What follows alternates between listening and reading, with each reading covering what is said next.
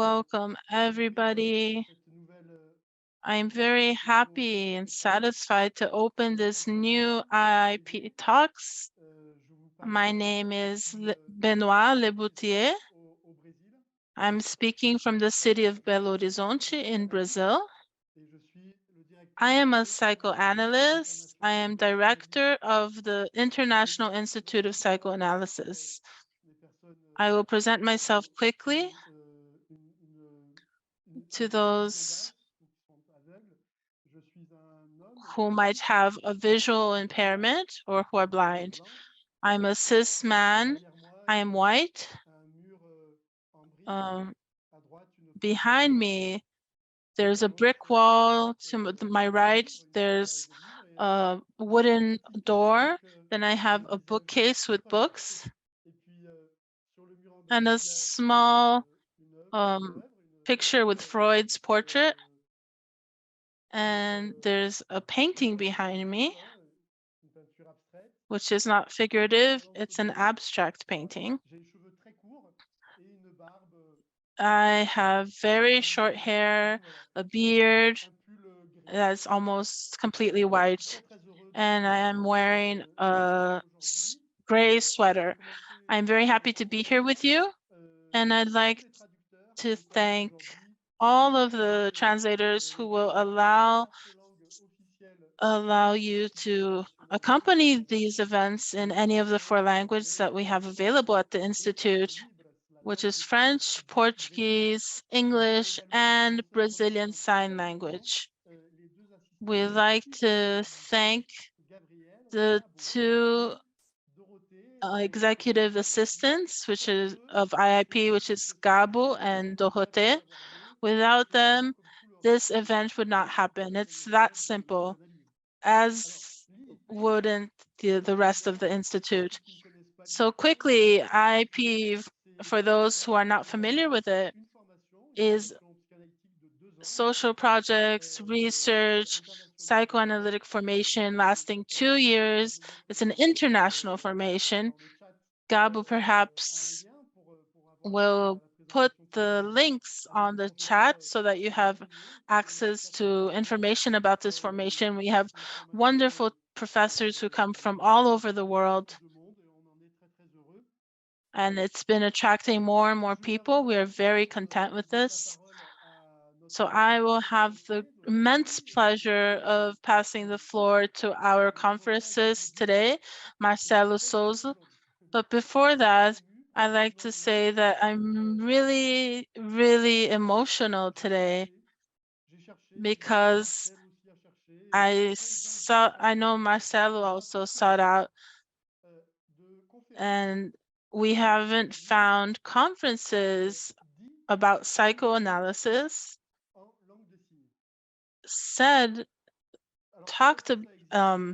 transmitted in sign language. Maybe they do exist. If they do and you know about it, please send it in the chat. I've never heard about this, so I think it is without a doubt the first time this is happening. So why am I very emotional?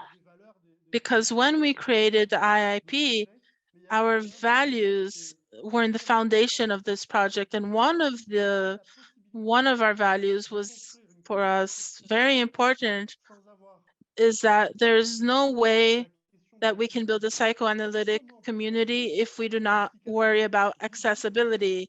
How can we imagine psychoanalysis that is alive, dynamic, inscribed in this 21st century, in a world that is not only Western,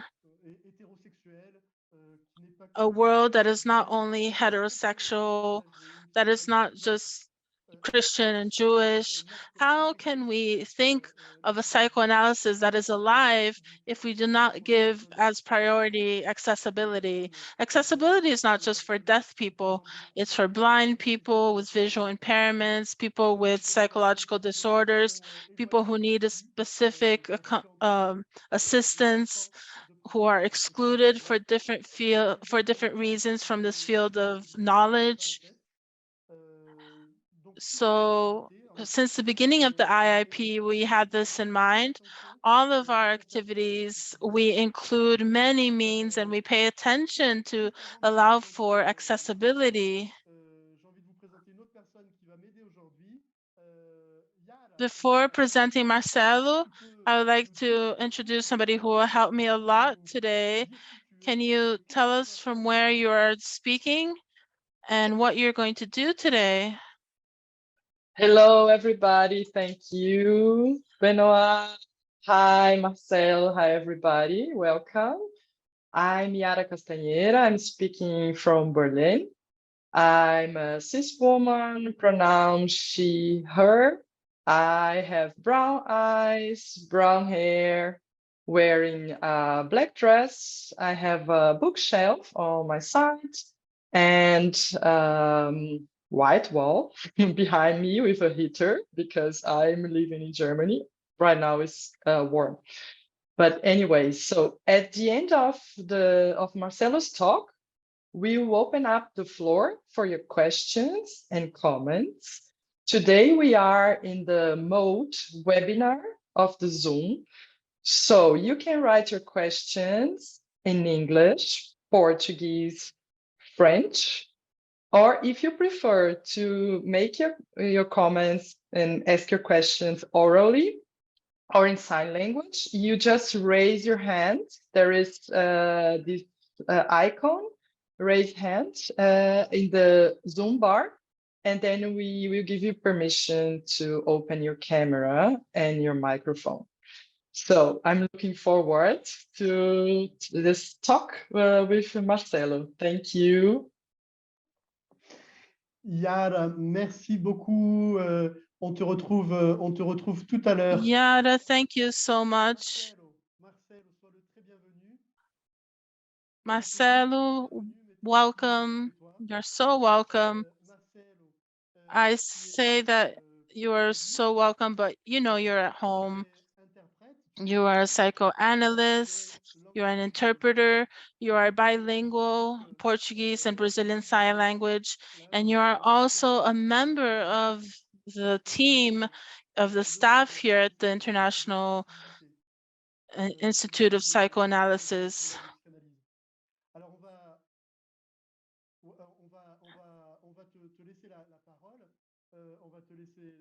We will pass the floor on to you. And just before you begin, can you talk about you? Can you present yourself? Could you talk about you before we start your talk? I'm very interested of your element, of your journey. How did you become a psychoanalyst? How did sign language come into your life? Please tell us.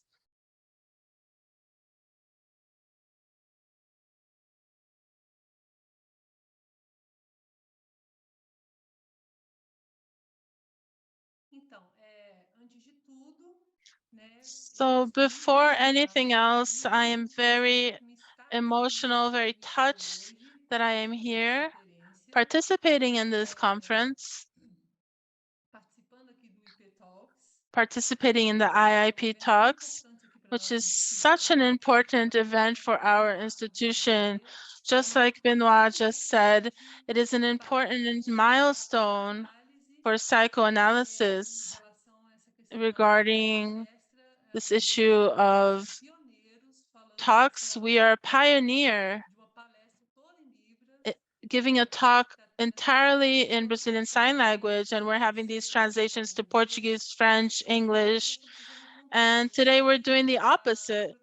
Today, the protagonist is Brazilian Sign Language, and it is being translated into the other languages.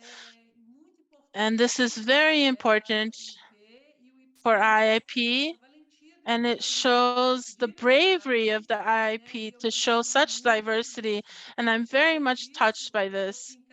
In addition, I am responsible for starting a talk in sign language. Therefore, I want to thank IIP so much for this opening, for this opportunity of being here today.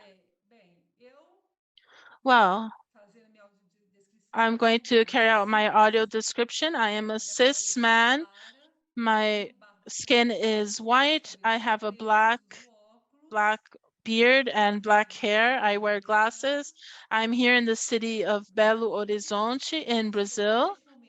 At this moment, I am in my office where I see my patients. Well, why did I choose psychology? Why did I study psychology in university? A long time ago when I was very, very young. So together with the psychology course, I started learning sign language, Brazilian Sign Language.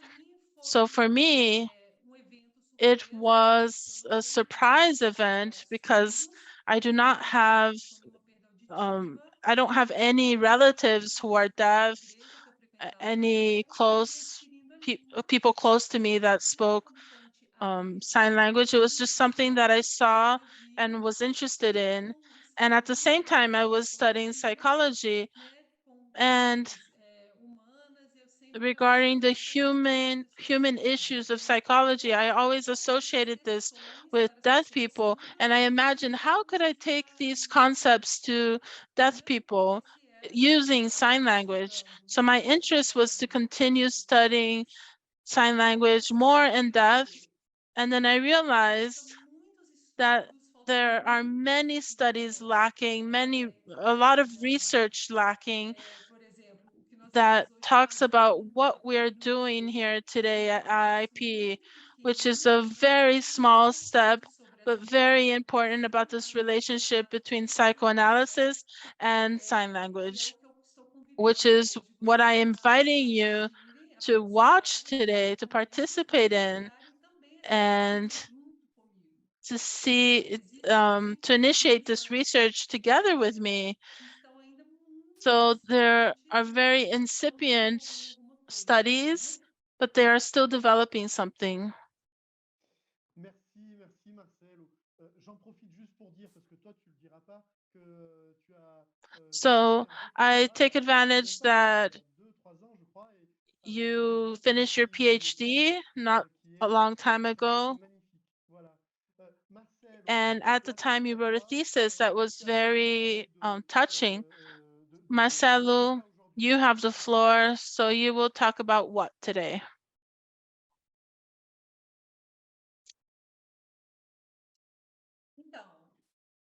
Hoje nós vamos falar, a proposta é apresentar pouco sobre esse tema que é bastante recorrente e que me perguntam sempre, e eu, né, sempre bem voltado com as minhas questões, sempre voltado. And so the idea is to speak about an issue which I hear about all the time. And as a psychotherapist, people ask me about the idea of a certain issue of lapses in sign language. And this happens all the time, and also about metaphors. There are very interesting metaphors. So this issue is quite important. So we can start off maybe suggesting the relationship of psychotherapy with sign language.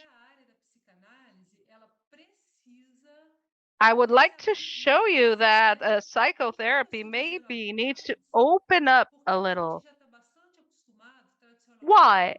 Because we're used to, in traditional terms of thinking about it, about therapy as something that works with orality, languages, oral languages. And we forget that language is not a privilege of oral language, spoken language. It is human, and it can be communicated through the body, such as sign languages do.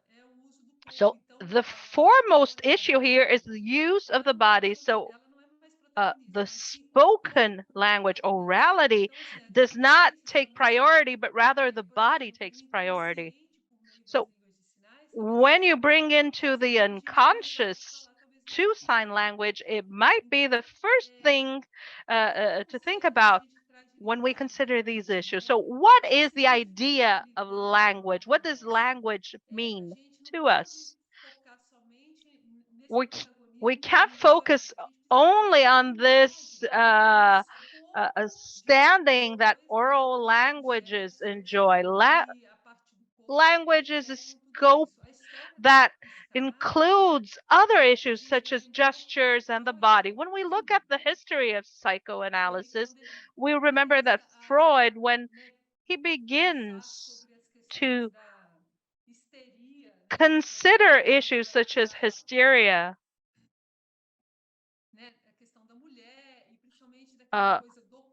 considering women, for example, and women's bodies, the important issue for him at that time is that the body is what is really important when we start thinking of this. We cannot ever forget that the body is key when there is this meeting, for example, a meeting with a patient. The body and research in linguistics shows that linguistics tells us that this is very important, that sign language is a language just like any other. And we must understand that there is no one universal sign language. Each country has their own sign language. For example, in Brazil, this is the sign for Brazilian sign language. In Brazil, it's called Libras. In the USA, there is the American sign language. In France, we have a French sign language, and throughout the world there are numerous sign languages. My research focuses on Brazilian sign language, Libras, but always bearing in mind that Libras is a gestual visual type language, and there are elements in common with other sign languages, and we can share our thoughts in other sign languages. At the end, I'm going to give you a few examples which are given in Brazilian Sign Language. I would like to speak to you about lapses, and then consider participation and use of sign language. And then I would like to draw a parallel between lapses and sign languages. So the issue of lapses is interesting. Within Freud's work is that, according to him, it's an attempt to prove that the emergence of the unconscious happened at that moment, because for Freud it is a simple issue like dreams. When Freud started looking into dreams in his book The Theory of Dreams, he considered them a bridge to the unconscious. And other types of investigations that he undertook, such as speech, in which there is a lapse when you are saying something. And for him, that was not simply a neurological issue or a problem in communication. For Freud, those lapses were related to the unconscious.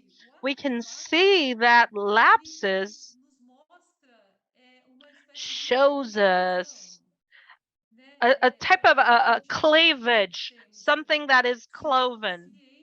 So we would have conscious and unconscious, and we were expressing ourselves, whether orally or using signs.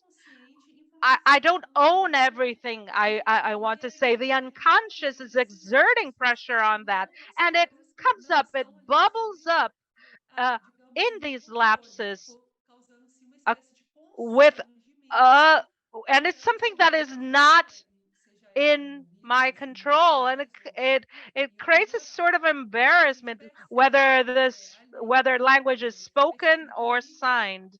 So, and there at that time, we can see that I was saying something and another word came up, maybe something that I didn't even know, and I didn't even know I had. So the lapse and its relationship to the other is as if I delivered something to the other and the other person responded in terms of embarrassment, because that wasn't what I meant. And there is a situation which embarrasses everybody.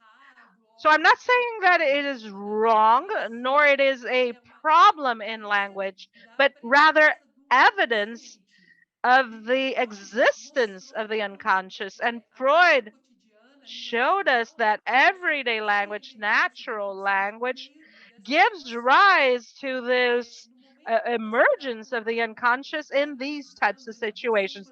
At the moment you as a therapist are working with your patient, and in the interaction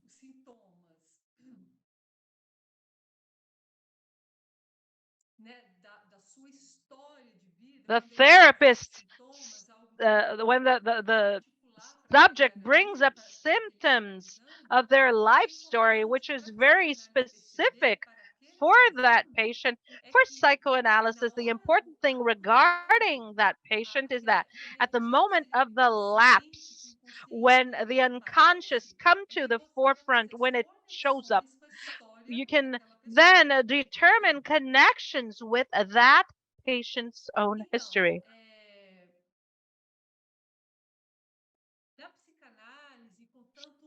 In terms of psychotherapy, with so many descriptions regarding lapses, at the moment the person affects a lapse, when that word runs counter to their own will, and that single word comes up, and you see it happens, and you can see it happens in many different ways. For example, words are switched. Instead of saying one word which was expected to be said, the patient says something else.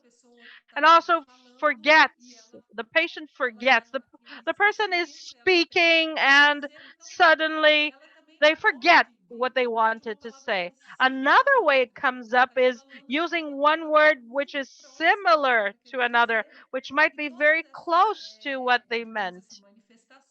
And all of these ways of lapses coming to the forefront brings up a sensation of discomfort for the person who is speaking, because they were saying something and somehow some other word comes up in their speech, as if there was another type of discourse behind, in the back doors to what they are saying, as if it were another type of representation of what they are saying. Now, within psychoanalysis, for Freud, when he started understanding that it is basic for languages to understand this bubbling up of the unconscious, he understood that sometimes lapses that show up in the discourse, in speech, are in fact connected to the unconscious. So how would this happen in sign language? What we must understand before anything else is the structure of sign language, which is different from the structures that hearing people use. We must know sign language. You must have a certain motivation to come up with their own vocabulary and structures. I'll just glean over a few examples when I think about my hypothesis regarding the emergence of lapses in sign language. Issues of control. When the person uses sign languages, they do not use their phonetic structures, physical structures. People always considered that sign languages were languages that were dependent on oral languages, as if it were a chain of mimicry and gestures enchained. And science has shown us that it's not. The sign is not meant only to show something that is concrete. Around 1960, a linguist, an American linguist called Willard Stoke, when he was researching sign languages, he found that sign languages share certain parameters. For example, phonological and phonetic aspects, which are also important for oral languages. So it's a very complex language, William Stokoe says. We can consider one sign and subdivide it into smaller components, such as we do in oral languages. We know that for psychoanalysis, any type of what is our working material? It is speech or signing in our case.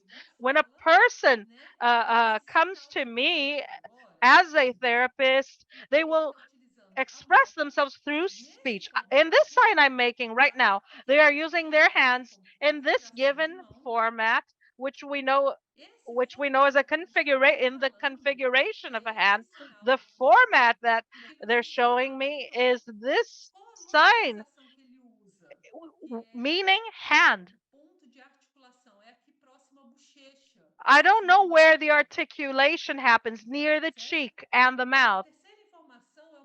A third information is the movement this sign brings us, because it can be, I can move my hand along my cheek towards the speaker, towards the other person. And another thing which is very important is where is the hand turns toward? Is the hand turns inward or outward? As I'm doing right now. So this brings up very, very different meanings.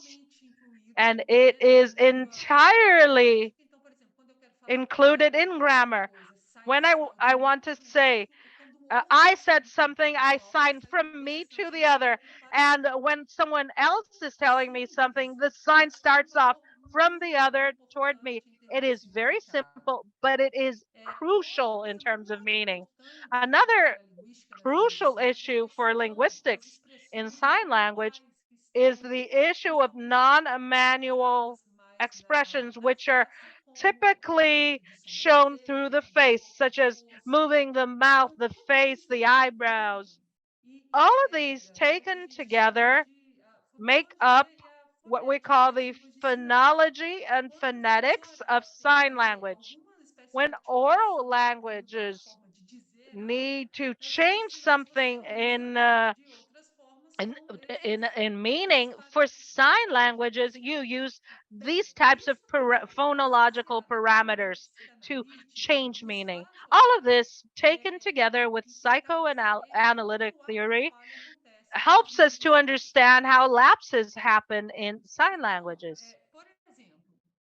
For example,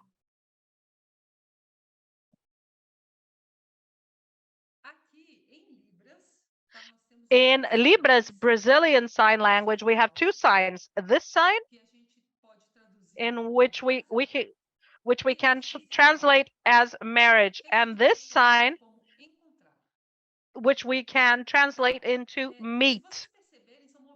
If you can see, these movements are quite similar. Meeting and marrying, two hands that converge together. They take place in neutral space, which is right before the body, both marrying and meeting. What is the difference? It is what we call hand configuration. Look at the way hands come together to show marry and to show meet. So let's imagine this within a context in which I am having a session with my patient, and they're saying that they miss somebody else, and that person, the person doesn't want to show how much they like that person. That person is coming up, and I want to say I want to meet that person, but Instead of saying meet, my patient uses the sign for marry.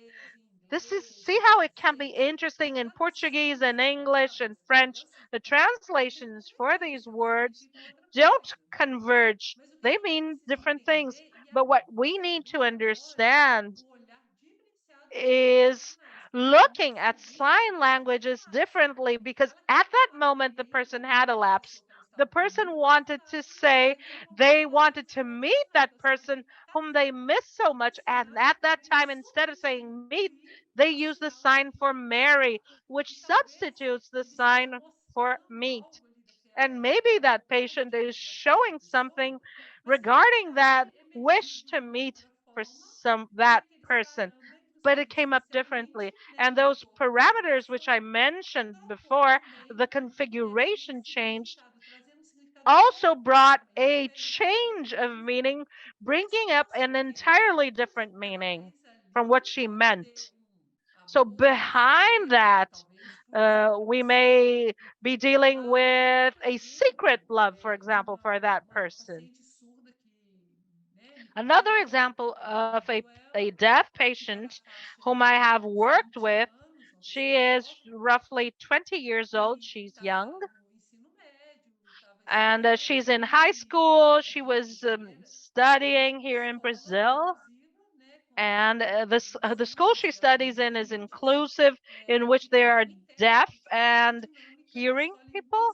There are interpreters, and the dynamics which are normally seen in an inclusive school in Brazil.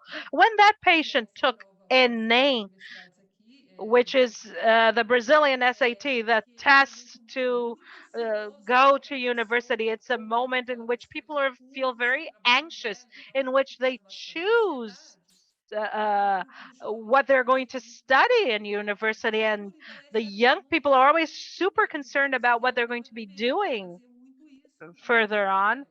And she always brought that up, those issues. She had never undergone therapy before, and she was telling me things. And one day she told me about an experience that came up in class.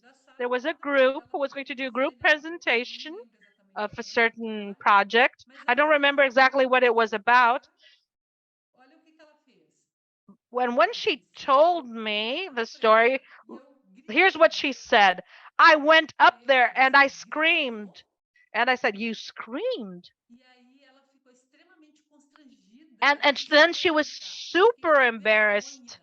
And she said, no, I didn't scream. I was embarrassed. So the translation for English and Spanish of being shy or screaming, they're entirely different. Look in sign language how you say that. Being embarrassed and screaming are signs that are very similar in configuration. This is the configuration. The movements, the hand movements are very similar because they go upwards, both for shame and scream. The place where they come from is different. The first comes from the mouth, and the second comes up along the cheeks, far from the mouth. So when she said that, she was telling me she was embarrassed about making this group presentation, but what really came up was I screamed. And I asked her, well, you screamed? I thought that was a bit strange. And I showed her, and I asked her, I mirrored her observation to her. I asked, did you scream? And she says, no, no, no, no, I didn't scream. So maybe what she was showing me is that she actually wanted to externalize things during the group presentations, but she was so embarrassed that she kept quiet. So I told her, this is the space for you to shout and scream here in my office.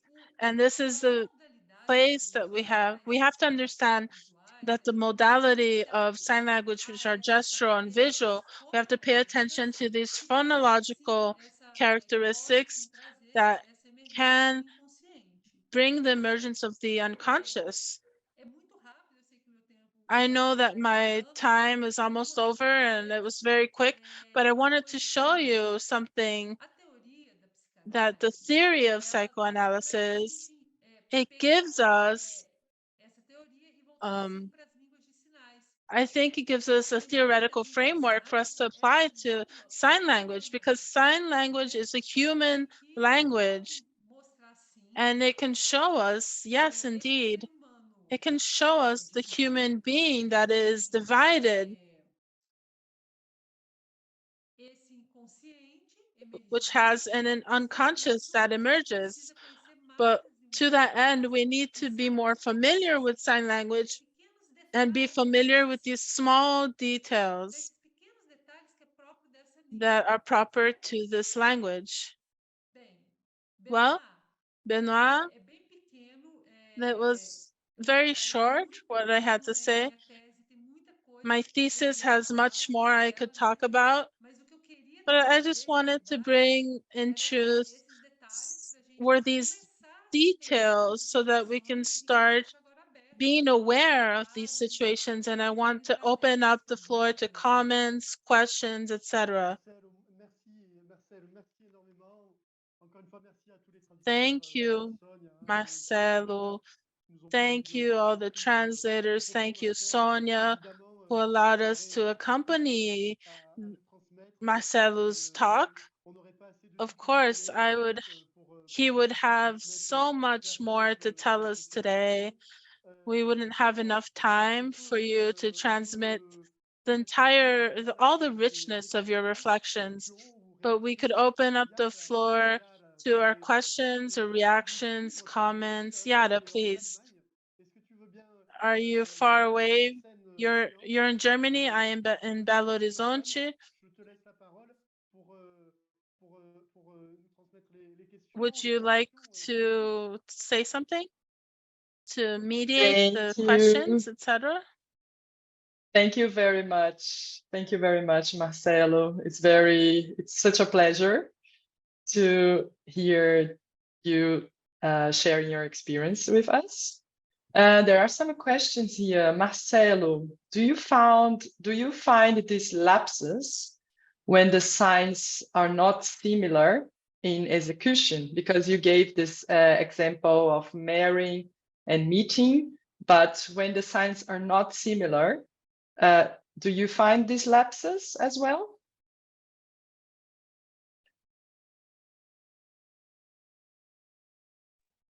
Deixa eu fazer teste aqui, vocês me ouvem, não me ouvem? Sim. Can you hear me? Yes. Okay.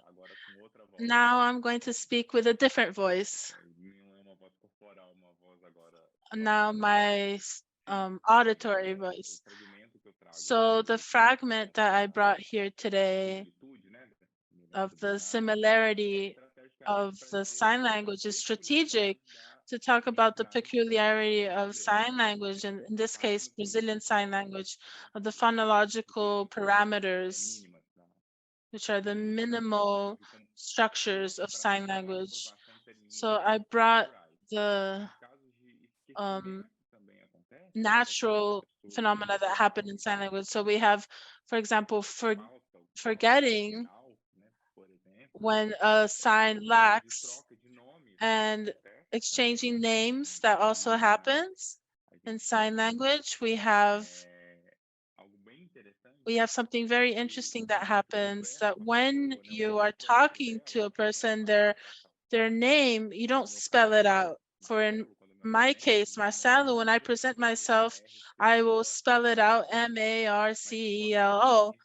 But in my experience with the deaf community, I have a sign. It's a baptism, which is like this. The letter M playing the violin, because it was when I studied the violin. And this has stayed. A barba. Então, tal como Freud também diz, troca os nomes próprios, isso também acontece em língua sinais. People's own first names are also expressed in sign language, and these signs have to do with their own histories. So such phenomena also come up in Brazilian Sign Language and others. Thank you, Marcelo. We have a participant who is going to talk via camera. Gabo, are you ready for that?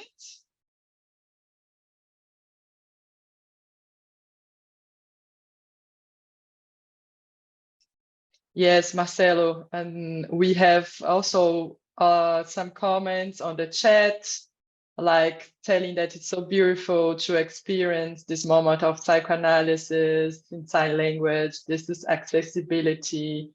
Congratulations. So yes, but now we can continue with João. Hello, João.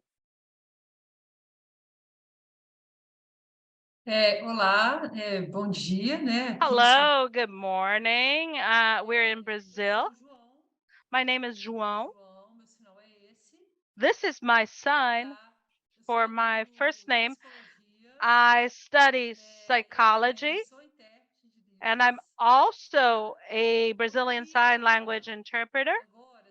And now I would like to study and research and know a bit more, including your opinion, Marcelo. I would like to know whether for today, most patients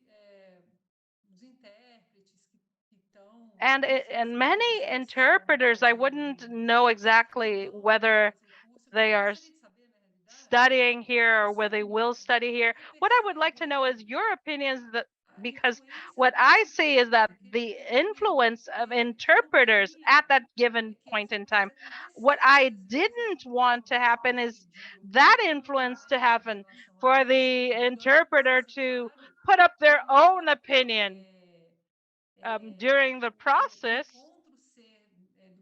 I consider that it's better for the meeting to happen with the psychologist without someone trying to mediate, such as an interpreter. I think that was what he wanted to ask.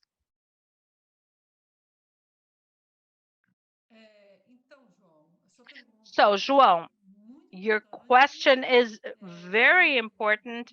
It's also a question I get asked quite frequently, whether in my office, if there is an interpreter, whether that third party, I believe that's what you're asking. So that would mean 3 people in the therapeutic setting. So the listening person, the deaf person, the patient. So what I think is there's a certain amount of layers to this to try and answer your question. The first is, as a psychoanalyst, what I can rely on psychoanalysis to tell you is that unconscious comes up through language. When you are using language, as I am here speaking within sign languages, there are very slight details that sometimes you cannot translate into Portuguese, because when you do, essence is lost. This very delicate, slight edge gets lost in translation, and the same happens vice versa. And that also happens from English to Portuguese. Such things happen. And when you translate from Brazilian Sign Language to Brazilian Sign Language and Brazilian Sign Language to other sign languages, things get lost in translation as well, because there is no such thing as a total entire correspondence between languages. There's always something lost in translation.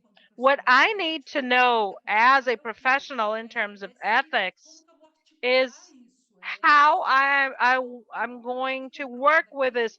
What's missing? What is important for that moment, and where I will interact with that patient. Things get lost in translations with and without translators. With interpreters, sometimes there's much loss, much higher loss. And I, as a therapist, must be aware of this and work with this. And Brazil is a wide country, it's large, and there are few professionals that are conversant in Brazilian Sign Language to work with patients to deliver therapy. And in that case, they need an interpreter, and that professional must bear in mind the losses and maybe things that are added in the sessions. This is your question brings up a wealth of information. If you want to reach out to me after IIP, we can talk about it. Thank you very much. So I will continue with the questions of the Q&A. So Marcelo, would you like to know what is the challenge? Like, this person would like to know what is the challenge of speaking simultaneously in sign language and with your oral voice. Seems to be more complex, right?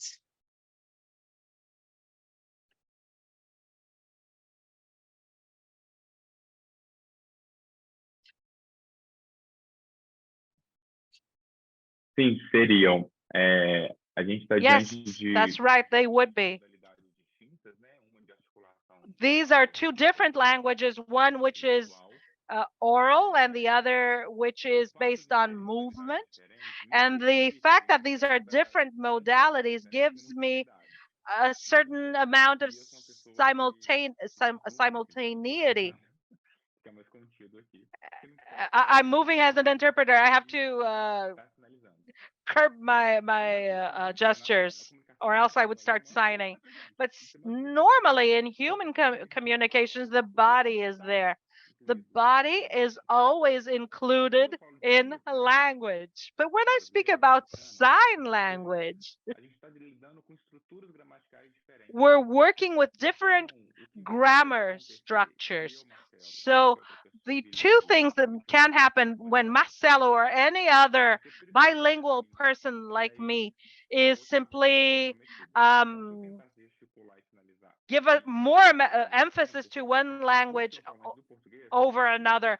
So when I am speaking both Portuguese and sign language at the same time, because Portuguese is my native language, I will probably rely more upon Portuguese and less on sign language. So do you understand? If I'm signing and speaking Portuguese at the time, if I'm signing first, my Portuguese will be less accurate for those who speak oral languages.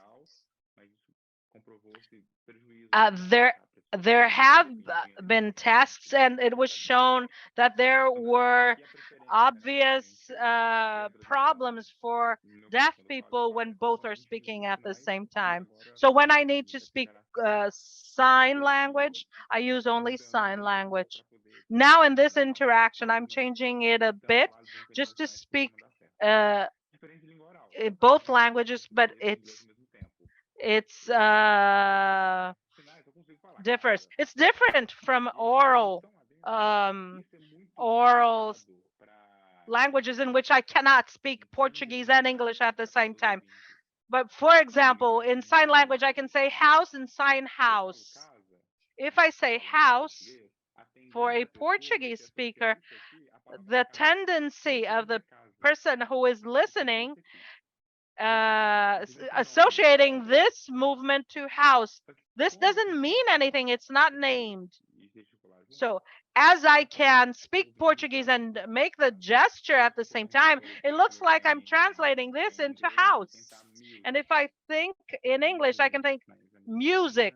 This sign, this movement, this sign in American Sign Language is music.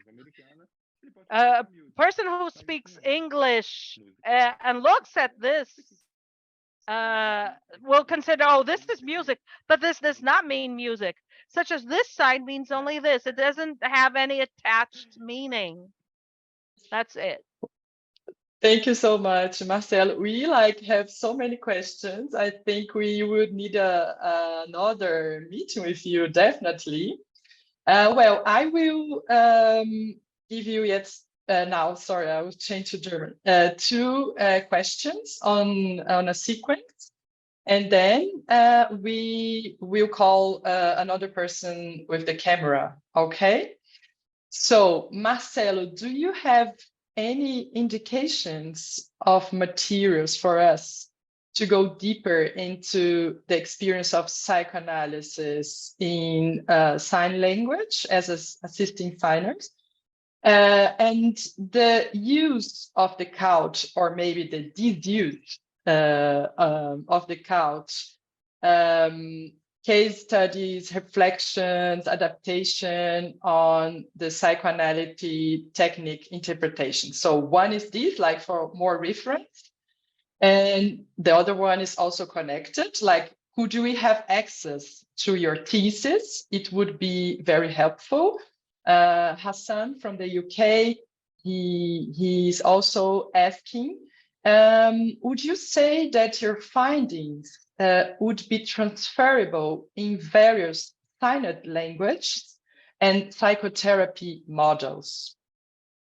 So is it okay to go with this package now?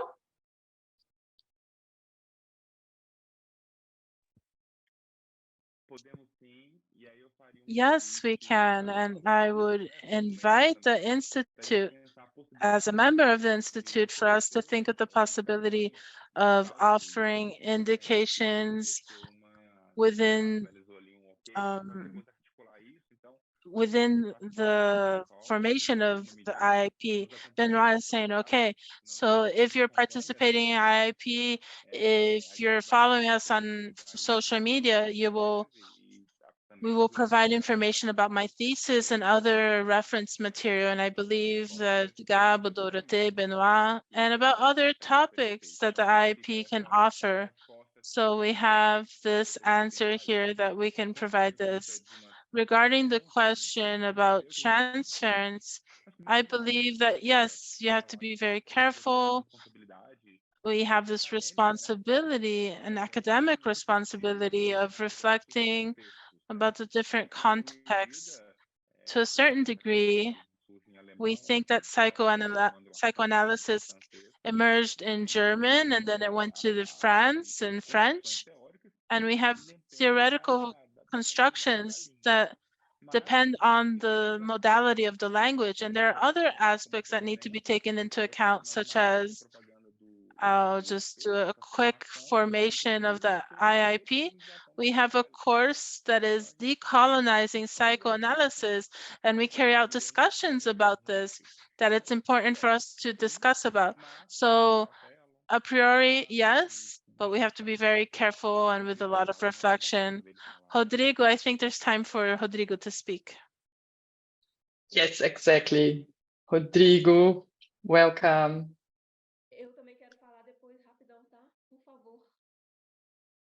Okay, so we have 5 minutes. And I want to speak too.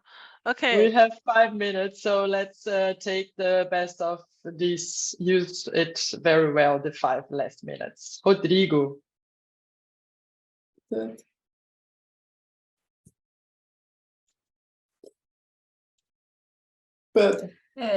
Queria dar os parabéns à palestra do Marcelo. I'd like to congratulate Marcelo.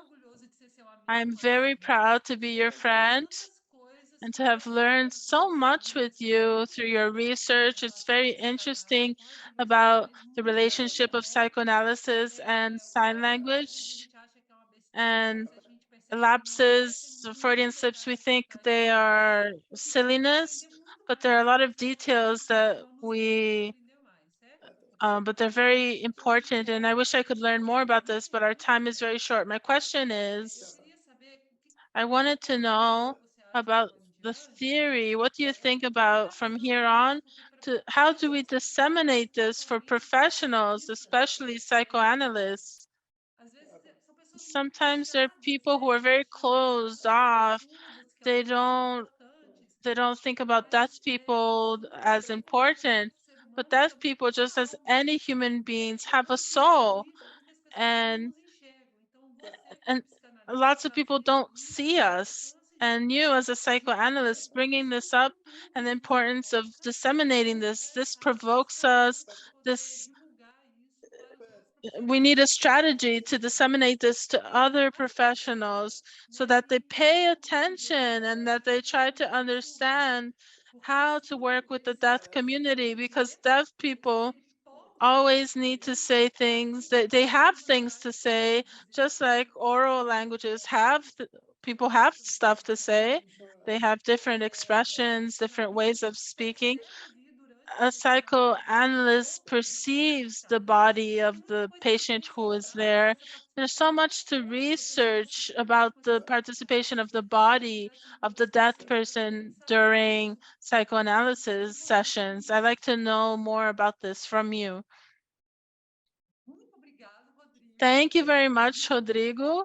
It's very nice to see you here. You're a friend of mine. You are a deaf professor at the university. That is very important for us.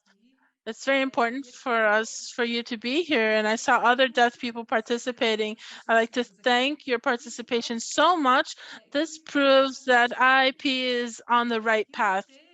That IIP, with this bravery, this courage to open up the floor to show you deaf people who are here and showing the protagonism of sign languages. When I was invited to carry out this IIP Talks, I said I am going to carry it out in Brazilian Sign Language. And it's the first time that the Institute organizes itself for this with the other interpreters. I know that sometimes there might have been flaws in the translation, but I know that flaws are part of being alive. Failing is proper to human beings. So how do I intend to disseminate this to other places, open this discussion, this dissemination? For today, Rodrigo, we have the courage to recognize that deaf people, they are in institutions, and these institutions have to be open to you. IIP is open to you, Rodrigo, and other deaf people. What is happening here? Deaf people are present here, and this is the objective, because deaf people and language and sign languages are for whom? It's for you. You're the one who uses sign languages. So we psychoanalysts have to have an ethical commitment in accepting and taking in these deaf people. Thank you, Rodrigo. Congratulations Okay, again. Camila. Hello, All right, welcome. Camila, hello. Before Camila speaks, I like to invite Camila today specifically. She is deaf. She is a psychologist here in IIP. She works with us four who are showing up here on your video. And right now I'd like to invite her, Camila, to give you a very quick announcement, but very special announcement for all of you who are participating in this talk. Oh, Bruna, you can interpret her. So Marcelo will interpret her, okay?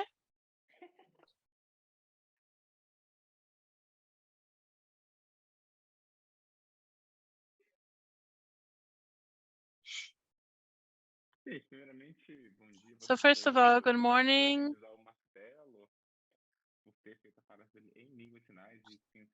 So I will imitate Marcelo. I will speak in sign language because we're always used to finding the transmission of psychoanalysis in Brazil in Portuguese. So this is something that is very striking to show the visibility of sign language and accessibility to these people. So I'd like to congratulate IIP and Marcelo. And I would also like to speak with Benoît, say something to Benoît. That's very interesting. Today is your birthday, Benoît. Today is your birthday. So I'd like to congratulate you, send you a happy birthday. Happy birthday, Benoît. She's singing happy birthday to you.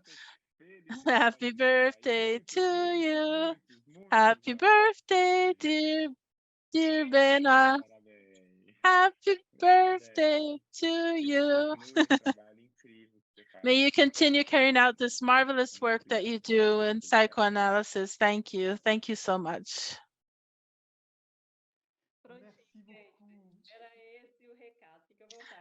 That was the message that I wanted to give. Today is your day. Thank you, Camilo. I'm so emotional right now. I'm so touched to finish this meeting like this. It wasn't in our plans to mention my birthday. Marcelo, thank you so much. Thank you for all of those who participated. I'm going to remind you of something very important, which are the enrollments for our next formation class, which will begin in September. Our classes are open. You have the link here in the chat so that you can access and enroll in our formation. Thank you, Camila, again.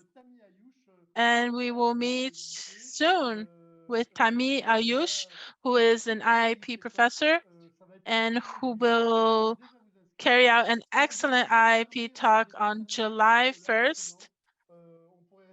And we have to finish. Unfortunately, we could stay here till tomorrow with you, Marcelo. It's so interesting. But Camila and all of those who participated here, who are here, I wish you a great weekend and we'll see you soon.